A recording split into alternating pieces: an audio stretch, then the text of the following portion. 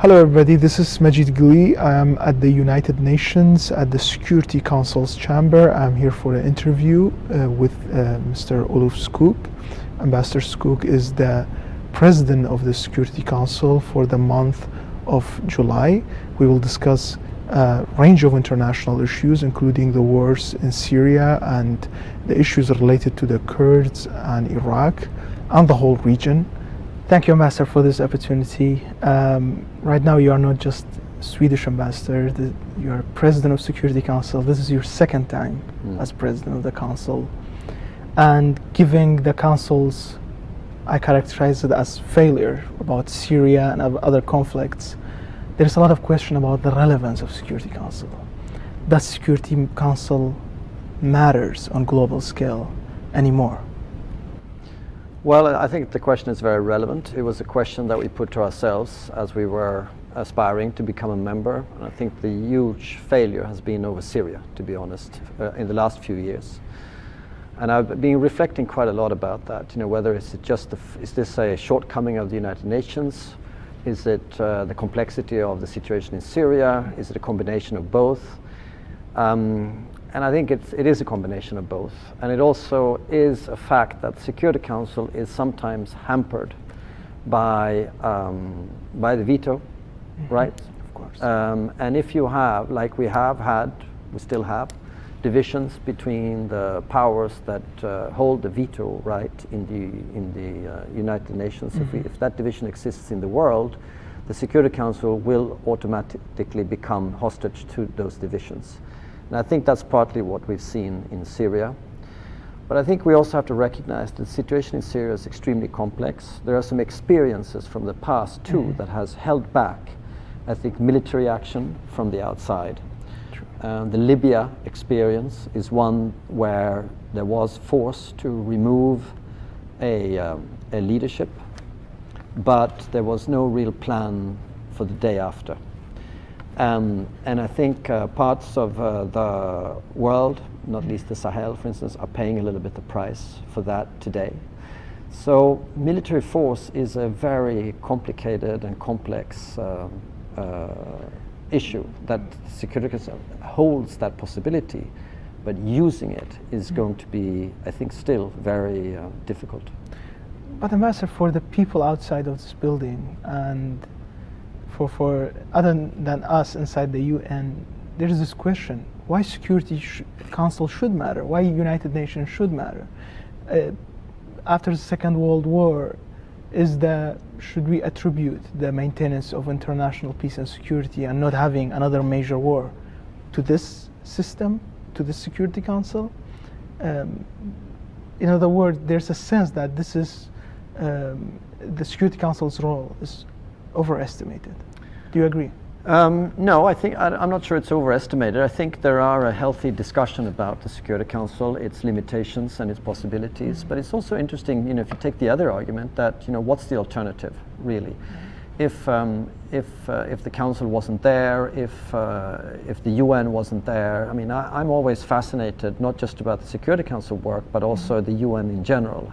How you have a constant dialogue going on between countries that do not always agree with each other. They're even at war with each other. Here, they do meet, and there's constant mediation efforts going on, etc. So there's a lot of work that we don't always see the result of from one day to the next. Take North Korea, for instance, where an issue where the Security Council has been united in putting pressure on that country. So for as long as they violate Security Council resolutions and test missiles and exploit their nuclear weapons program, there's been very robust sanctions adopted by the Security Council, and the fact that they have been taken by the Security Council puts tremendous pressure on the DPRK, and I think that's part of the pressure there. It has now resulted in a diplomatic political effort. So I think the North Korean issue can be used as an example of where the Security Council has been successful. And when it comes to the North Korea as a successful example or other successful example, is definitely because of the coordination between Russia and United States. Without those two countries agreeing with each other, and China, of course, this council can't function. But right now they are in a very low level. Yes and no. I mean, it's also been worse. During the year and a half that Sweden has been on the Council since 2017, there has been some very low points of publicly offending each other in this room, insults and I think disrespectful exchanges certainly between the big powers. Now, I've been always very, negative to that kind of exchanges because I think it does what you're saying. It diminishes the respect for the Security Council as a body that is there to really protect people.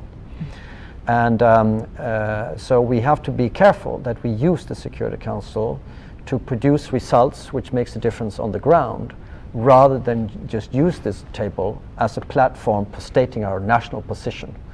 And this is a message that my colleagues, my 14 other colleagues in the Council, are pretty tired of hearing, but I insist very often on this point.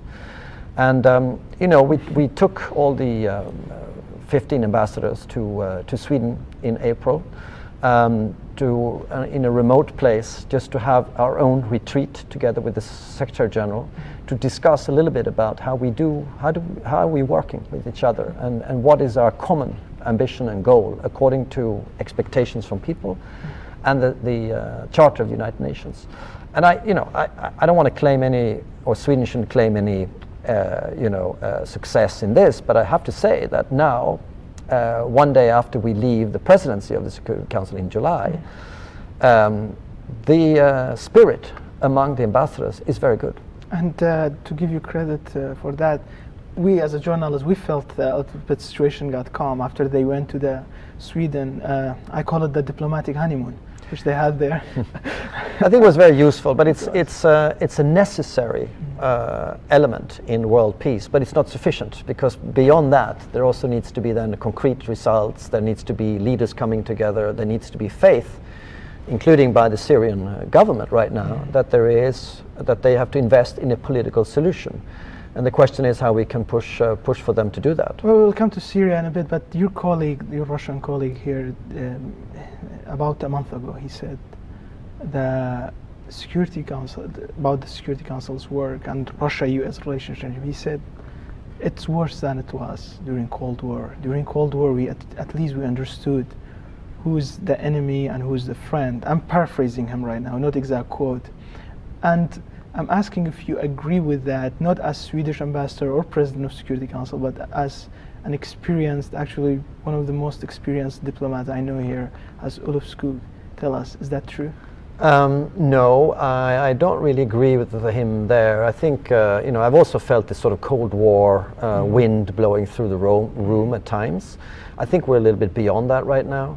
And I have to be very honest with you and say that actually the personal relationships between all of us, including the Russian and the US ambassador, is actually very good. So it's not a Cold War climate inside the Security Council. But from that, he's talking about outside. Oh, on the outside. Well, yes. Well, I mean, he is of course complaining that there is no real substance in the relationship between on the highest level up to now between Russia and the United States. Something I think Russia wants. So I think maybe that's what he's referring to, and of course, such improvement in relations would have benefits for world peace, I believe. But as a Swedish ambassador, I also have to say that there are some principles here that we find that Russia are not following. So we can't sell out those principles just because we want to be pleasing the Russians. And those goes, we have been very critical to some of the things that have happened in Syria, including a disrespect for international humanitarian law. I think Russia has been, supporting a government and forces in Syria that have violated international law. In Ukraine, in Europe, we have a violation, an ongoing violation of international law, etc. So we don't want to sell out those principles, but I think for the benefit of some other agenda items, an improvement in relations between United States on the one side and Russia on the other would be beneficial. And not selling out those principles, what's the alternative for Sweden and the other countries who are critical of Russian role? No, it's not. It's not either or. You know, this is again something we do in the UN all the time. We have relations and frank and open relations with all countries members of the United Nations. Some of them we don't agree with in terms of how they treat their own populations, or disrespect human rights or other principles. But it doesn't mean that we don't interact with them. With Russia, we have very good relations here, and also between Sweden and Russia. But we do have our disagreements. I see. Well, I wasn't talking about the diplomatic interaction. For example, when it's come to the resolution 2254. Everybody here agrees that resolution about political process in Syria, about ending the war in Syria. Everybody agrees that it should be implemented, including Russia and United States. But the way that resolution, let me just make it clear for the viewers, you can say it doesn't go into details too much. And the implementation of that right now, we are seeing conferences in Sochi, we are seeing a lot of coordination done by Russia and other powers, not the Western powers, is in the hand of Russia. It's not based on other members of international community or Syrian people's terms. That's what it looks like for me. What's the alternative for that process? Because the Western powers, including the US, can't do much about that. No, but I don't think there is an alternative to the implementation of 2254. But of course there has been an evolution on the ground since 2254 was adopted. And I think what some of us fear is what I said before, that the government, as they are more successful on the battlefield right now, that they are less inclined to enter into a serious political negotiation or process as envisaged by this resolution 2254. That is a problem. Of course, it isn't just the government. There needs to be now a constitutional committee, and that's also for the opposition and for our UN mediator to take the lead on this. But we cannot ignore or completely isolate ourselves to what's happening on the ground, of course. But there is one way that, one for us very important principle, and that has always been that even in situations of war and the terrible conflict that has gone on now for far too long in Syria, that you need always to protect. There are rules also in times of war, and those rules have been disrespected for a long time. So I mean, as you've seen this month in the Security Council, we've taken initiatives that are trying to at least protect parts of the population from the worst collateral damage of the war. And we have been focusing particularly on children. And there has been a resolution adopted here that makes strides forward, and we're just trying now to implement it, including in Syria. In the beginning of the Syrian uprising, revolution, war, whatever one wants to call it, the US and the European countries had a clear position supporting the Syrian people to have a transition, to have a democratic government, as most of the people wished for. That dream is gone completely. Now Syrian government is controlling large part of Syria. Did the United States and the European countries give up right now? Can we say it's over? No, I don't think that's over. I think there is a disappointment about what has happened on the ground, of course, but there are Security Council resolutions that we interpret as precisely putting forward that kind of a solution, a democratic, inclusive solution. Now, what would be the role of the current president in that transition, that transfer, etc.? That is up to debate. The resolutions aren't exactly clear about that, but the resolutions are very clear about an inclusive political process that will, and the way we would see it is that there be elections, that there be free and fair, that everyone who has had to flee the country will be able to participate. And if you have free and fair elections, it's, to my mind, very difficult to see that the current president would stay in power. Yeah, but and the best way, of course, is always to change power through democratic processes. and hopefully we'll reach that point also in Syria. Yeah, well, call me pessimistic. I don't see that in Syria happening anytime soon. But strategically, of what's going on the ground is another result of this war is clear. Is the Russian presence on Mediterranean. Russia has always been in Tartus. It always has a military base. That's true. But now they have larger presence. They have very sophisticated missile system that could basically they could have an impact on Mediterranean Sea. And my question always been, and I asked your colleagues, maybe yourself on other occasions, European colleagues, I mean, why Europe doesn't seem to be too concerned about Russia becoming a Mediterranean power? Mediterranean is Europe's backyard, more than the backyard. I don't know. There is no another metaphor to why the EU, from your perspective, is not concerned about this. Look, I'm not saying that we're not concerned. I think I said before, and I reiterate that there's a huge disappointment and concern about how things have evolved in Syria over the years. How what started out as peaceful and completely natural demonstrations against a non-inclusive authoritarian regime has evolved, but there's also been an evolution on the ground which forces a certain amount of realism, but we have not given up on the vision of a democratic Syria, and which also Russia has to play along with.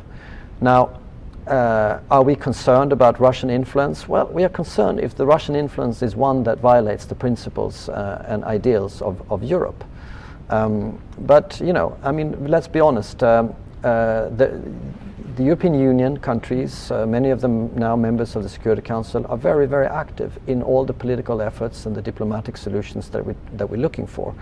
And if they are successful, then the Russian influence would be less than it is today. When you transfer from a military logic to a political logic, the Russian or any outside influence would be more limited. Absolutely, and your country's activities when it comes to diplomatic activity and yourself at the council level has been focusing on issues in Syria that has not been focused on, and that brings me to the issue of Turkish presence in Syria. And in Syria we have many presence, as you can, and I will go to the Turkish presence because of what's going on in Afrin right now. Although we don't hear the news too much in Western media or English-speaking media, but there's a lot of problems there. Turkey is hardly maintaining control of that area or the stability of that area.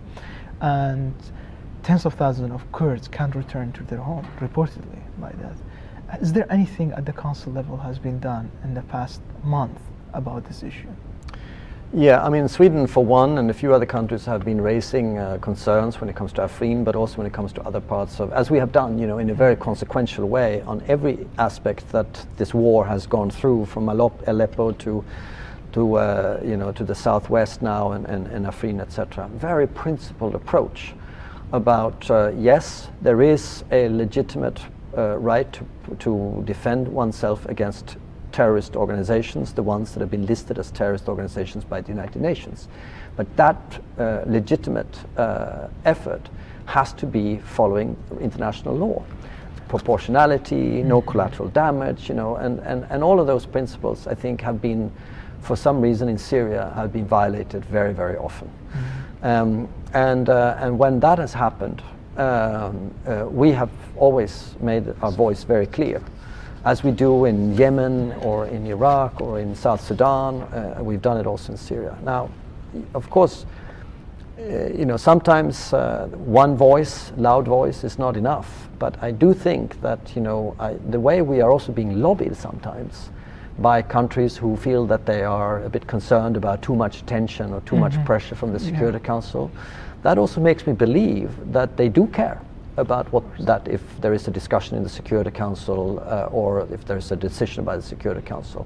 So we are constantly lobbied by many countries who pretend that they ignore what the Security Council does, but as a matter of fact seems to care a lot about the discussions we're having. Definitely. I mean, from media perspective, it's definitely important. I can see the reaction. Yeah, which doesn't mean that we change, events from one day to the other, but I do think that there is a certain amount of restraint by the fact by aggressors or in military conflict when they know that there are that they're being watched or there is attention paid to it, etc. So I think we've tried to maintain that sort of spotlight on any violations of international law. And when it's come to Syria, as you mentioned, it's not just it's not like on the ground the Syrian government have controlled most of part of Syria. Like I have an interesting map I'm willing to share it with you, and it's about the military, the latest on the ground. And if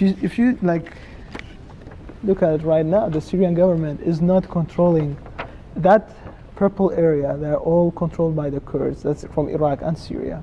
And that the green zone is the only area they're controlling. And that reflects on the ground that they're not controlling everything. And one party that's underestimated there is the Kurds. The purple is like, it's even more than you can see the some other groups that are seeing a lot of representation here. Do you think that impact your work in the council to find peace in Syria or in any other conflict when the non-state actors are not represented here? I think I'm in favor of speaking to whoever has an influence and who matters on the ground, and certainly we make a big point of meeting Kurdish representatives when they're in New York, and partly because we want to understand and have the best facts about what happens on the ground. But certainly we also see the Kurdish population both in Iraq and in Syria having played a hugely important role in this, not least in fighting back Daesh and in both countries.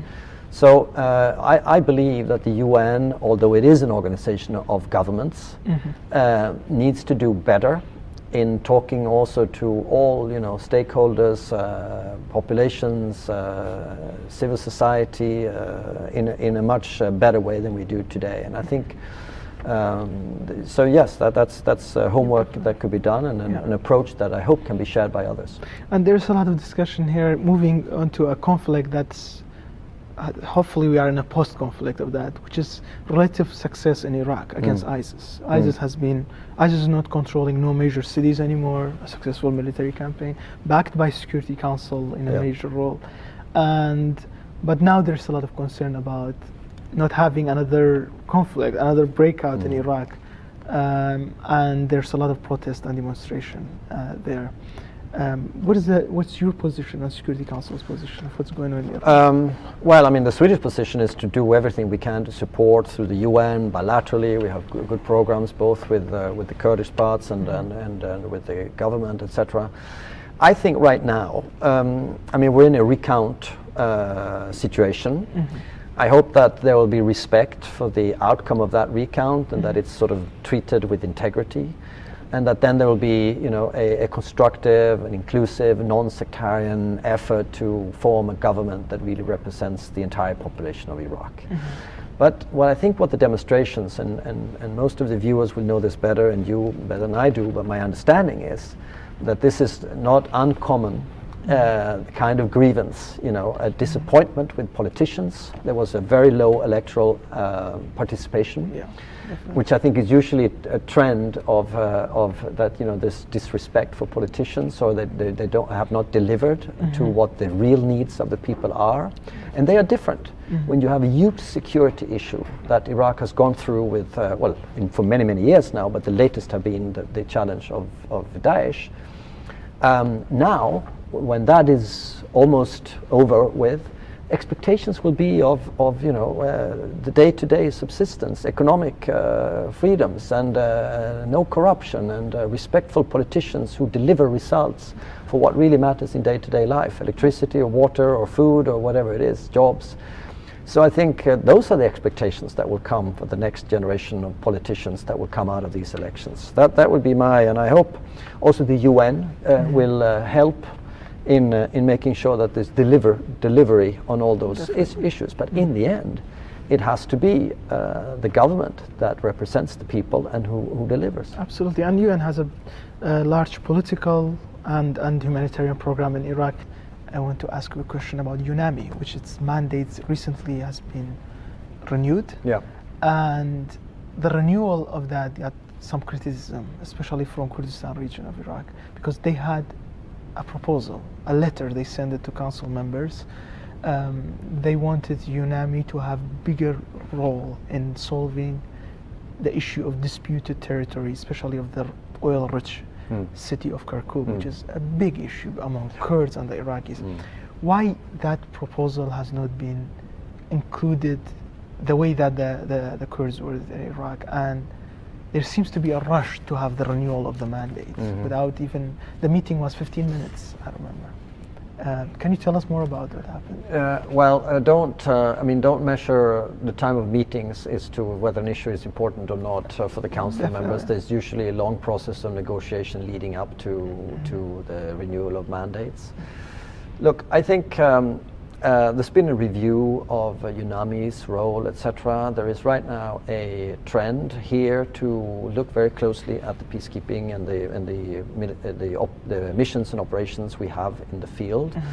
As part of that is a cost-cutting exercise to make sure that they're effective. I think in the UNAMI's, there's strong support for UNAMI in Iraq. But the end result of these negotiations, the 15 members negotiating mandates, of course, there's always going to be compromises. So I don't think anyone should feel that this issue of Kirkuk and the resources of Iraq and how they are divided among Iraqis populations should be seen as taking a stand against Kurds or the Kurdish interest, etc. I don't think you should look at it that way. I think my recommendation is very much to use the fact that we have a very active UN ready to play a part in whatever disputes there may be in Iraq. But solutions are always more sustainable if there is political goodwill on all sides. And right now I think the focus is on the recount and the formation of a government. So maybe, and I hope that with the resources, the potential resources and release of these resources to the benefit of all populations in Iraq, that is an opportunity that could hopefully be reopened after the electoral process has come to an end, and if there's an inclusive, non-sectarian government, etc.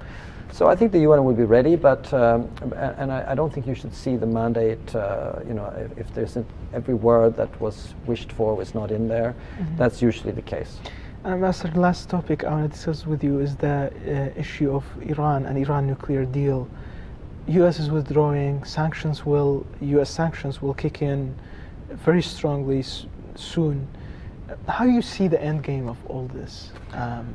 I don't think we're close to any end game on this. I think what we are still hopeful is that we can turn around what has been a region of plenty of divisions, very dangerous divisions, to an area of cooperation and collaboration.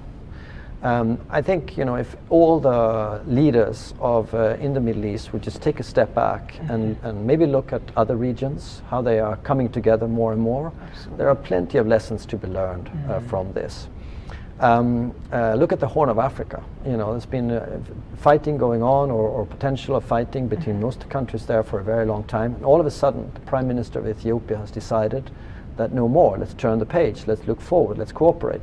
It's just a very good lesson, I think, that leaders have to, just reflect on: are we better off in a constant confrontation with our neighbors, or are we better off looking at peaceful solutions, just reaching out to each other?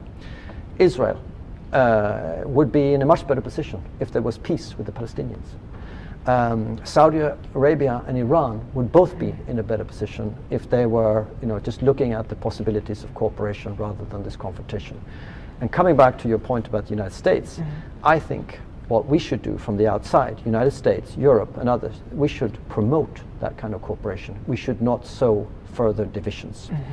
We are strong supporters of the deal with Iran because it puts in check the nuclear agenda. We know where we are on that now because we have very effective verification and inspections.